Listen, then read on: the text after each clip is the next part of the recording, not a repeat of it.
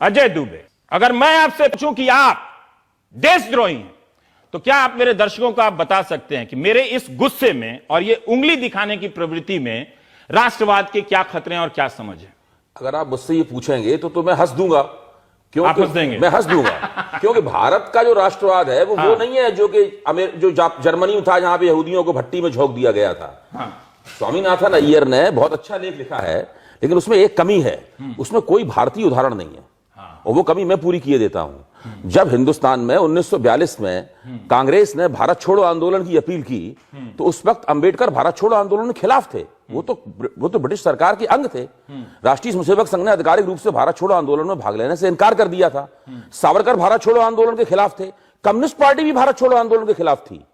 लेकिन क्या गांधी जी ने उस वक्त, जबकि भारतीय राष्ट्रवाद की अभिव्यक्ति, राजनीतिक अभिव्यक्ति अपने चरम पे थी और भारतीय आजादी के लिए संघर्ष हो रहा था, इनमें से किसी को देश का गद्दार कहा? इसमें किसी को राष्ट्र विरोधी कहा? किसी की देशभक्ति के ऊपर कोई शंका की?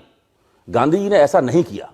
ये सब लोग स्थायी रूप से कांग्रेस के मैं ये कहता हूं गांधी जी इतने बड़े नेता उस वक्त भी थे, और मैं तो कहता हूं अपने देहांत के बाद आज भी इतने बड़े नेता हैं, सब लोग उनकी नाम की संबई भरते हैं। अगर गांधी जी ने इनमें से किसी को राष्ट्रवाद विरोधी कह दिया होता, किसी को गद्दार कह दिया होता, तो आज तक उस डंडे से पिंड छुड़ाने की वो कोशिश कर रहे होते और नाकाम हो रहे होते।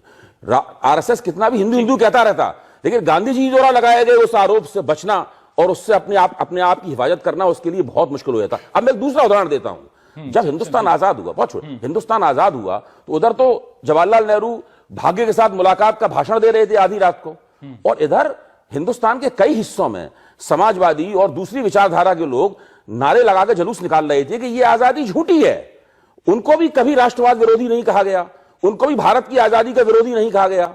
तो भारतीय राष्ट्रवाद इस तरीके से बना है। इसका उदाहरण लोग नहीं दिया। देखिए ये है पूरा परिप्रेक्ष्य जिसमें हमें भारतीय राष्ट्रवाद को देखना चाहिए। एक ही बार में झंझना गया कपार, मतलब कैसे लोग एंकर लोग करता है।